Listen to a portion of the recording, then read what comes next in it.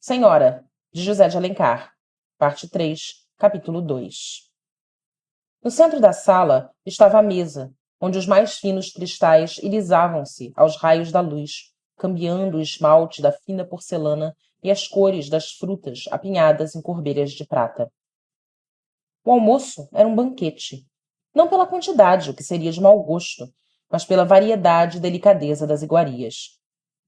Pelas janelas abertas sobre o jardim entravam, com a brisa da manhã e a claridade de um formoso dia de verão, a fragrância das flores e o trinado dos canários de um elegante viveiro. Achavam-se na sala Aurélia e dona Firmina. A moça recostara-se em uma cadeira de balanço no claro de uma janela, de modo que seu gracioso vulto imergia-se na plena luz. Ao vê-la, radiante de beleza e risos, se acreditava que ela, de propósito, afrontava o esplendor do dia para ostentar a pureza imaculada de seu rosto e sua graça inalterável. Trajava um roupão de linho de alvura deslumbrante. Eram azuis as fitas do cabelo e do cinto, bem como o cetim de um sapato raso que lhe calçava o pé como o engaste de uma pérola. Fernando parou um instante ao entrar na sala, depois do que, firmando-se na resolução tomada, dirigiu-se à sua mulher para saudá-la. Todavia, não calculava ele de que modo se desempenharia desse dever. Aurélia viu o movimento. A saudação matinal do marido ia despertar suspeitas em dona Firmina. Seixas adiantava-se. A moça ergueu-se, estendendo-lhe a mão e inclinando a cabeça sobre a espádua, com uma ligeira inflexão. Apresentou-lhe a face para receber o casto beijo da esposa. Aquela mão, porém, estava gelada e hirta, como se fora de jaspe. A face, pouco antes risonha e faceira, contraíra-se de repente em uma expressão indefinível de indignação e desprezo. Fernando só reparou nessa mutação quando seus lábios roçavam a fria cútis, cuja pubescência erriçava-se como o pelo áspero do feltro.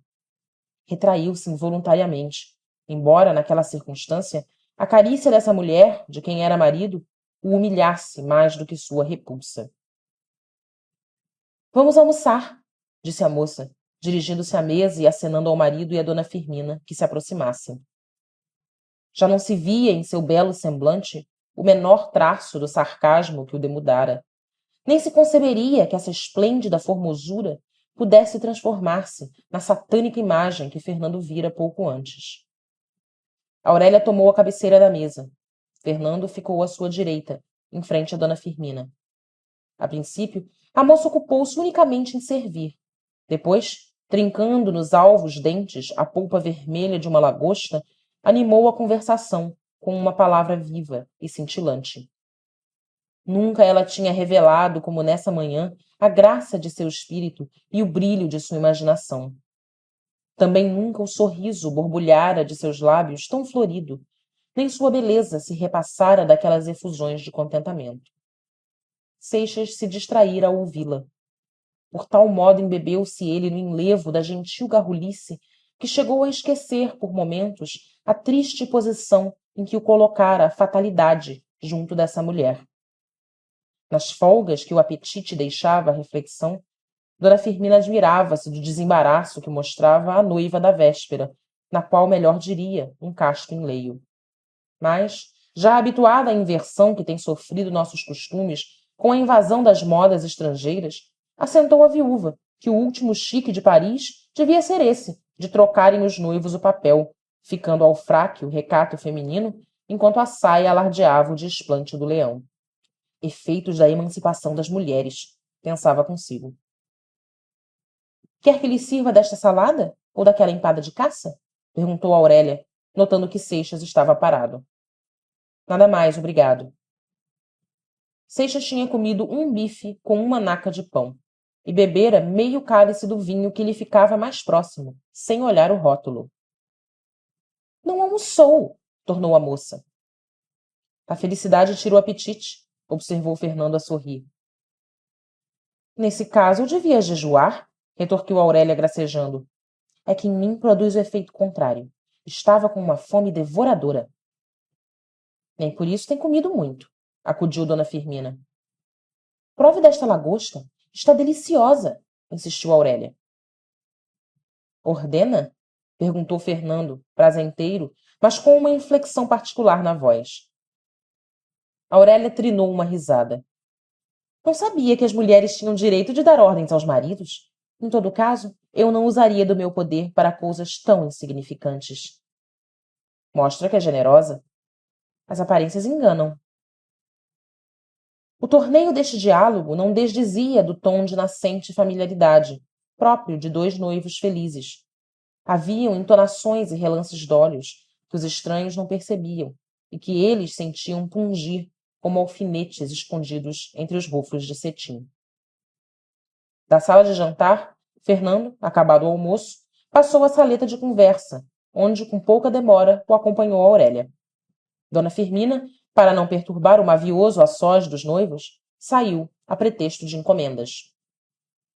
Seixas tinha aberto maquinalmente um dos jornais do dia, que estavam em uma bandeja de charão com pés de bronze dourado, junto ao sofá.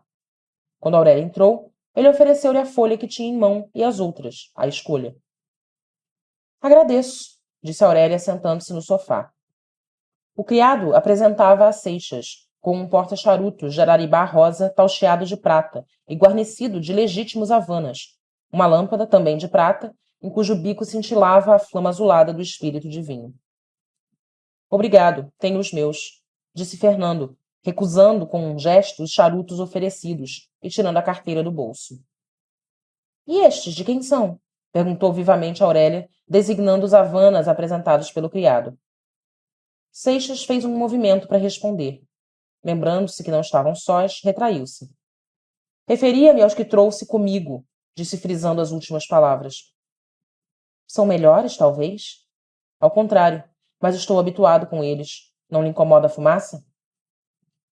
Faria prova de mau gosto a senhora que atualmente mostrasse repugnâncias dessa ordem. Além de que, preciso de conformar-me aos hábitos de meu marido. Por esse motivo, não. Como seu marido, não tenho hábitos, e somente deveres. Aurélia cortou o fio a este diálogo, perguntando com indiferença.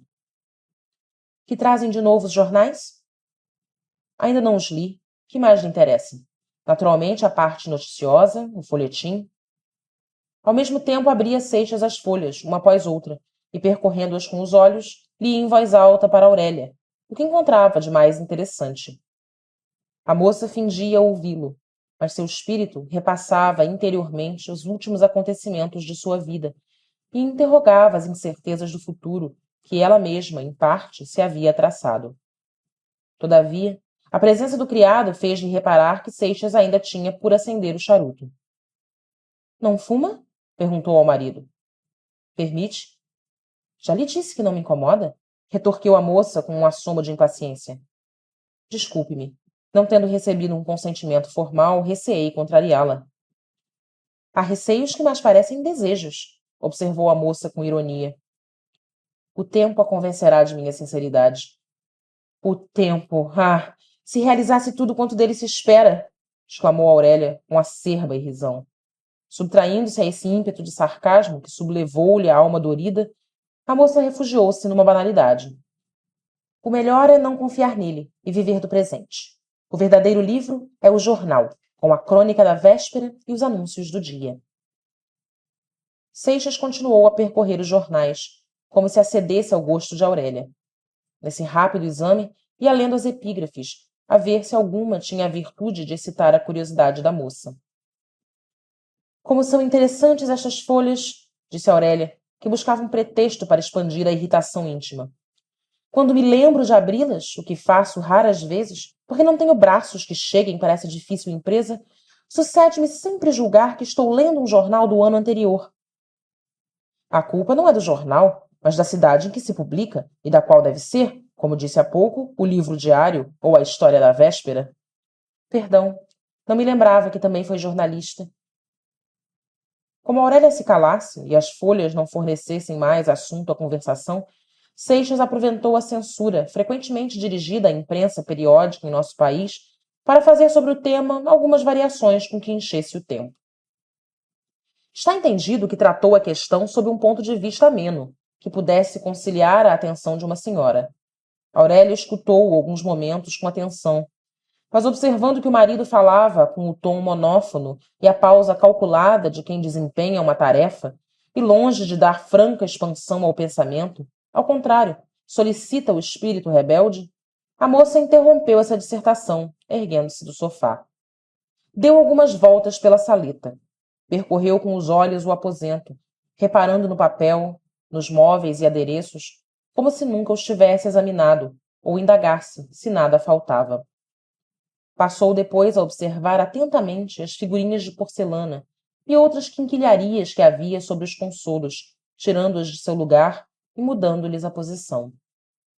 Daí encaminhou-se ao piano, que é para as senhoras como o charuto para os homens, um amigo de todas as horas, um companheiro dócil e um confidente sempre atento. Ao abrir o instrumento, lembrou-se que não era próprio a uma noiva de véspera entregar-se a esse passatempo, quando vizinhos e criados todos deviam supô-la àquela hora engolfada na felicidade de amar e ser amada. Ah, ela não conhecia essa aurora mística do amor conjugal, que se lhe transformara em vigília de angústia e desespero. Mas adivinhava qual devia ser a transfusão mútua de duas almas e compreendia que, ávidas uma da outra, não se podiam alhear um estranho passatempo. Abandonando o piano, disfarçou em percorrer os livros de música, arrumados sobre o móvel apropriado, uma espécie de estante baixa de prateleiras verticais. Aí esteve, a folhear apenas, solfejando a meia voz os trechos favoritos, e quiçá buscando um que respondesse aos recônditos pensamentos, ou antes que traduzisse o indefinível sentimento de sua alma naquele instante.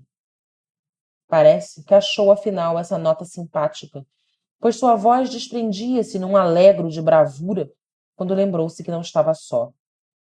Volveu um olhar para o sofá, onde havia deixado o marido, que porventura a estaria observando, surpreso de sua mímica. Seixas, ao apartar-se a moça, tomara de cima da mesa um álbum de fotografias e entretinha-se em ver as figuras.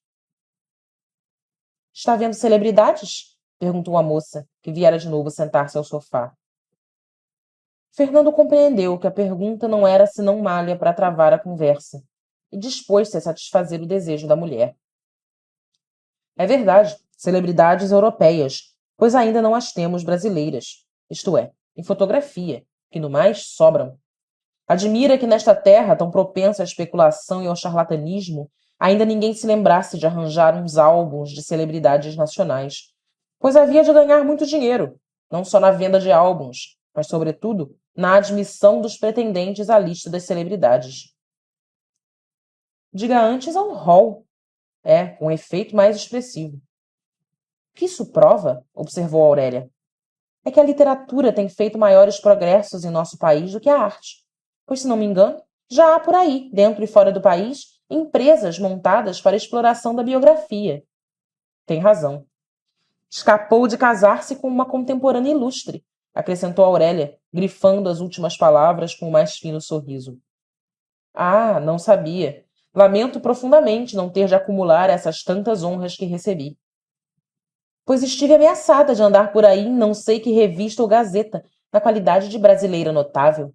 Creio eu que o meu título à celebridade era a herança de meu avô. Foi-me preciso tomar umas 10 assinaturas para defender-me da conspiração armada contra a minha obscuridade e livrar-me da glória que esses senhores pretendiam infligir-me.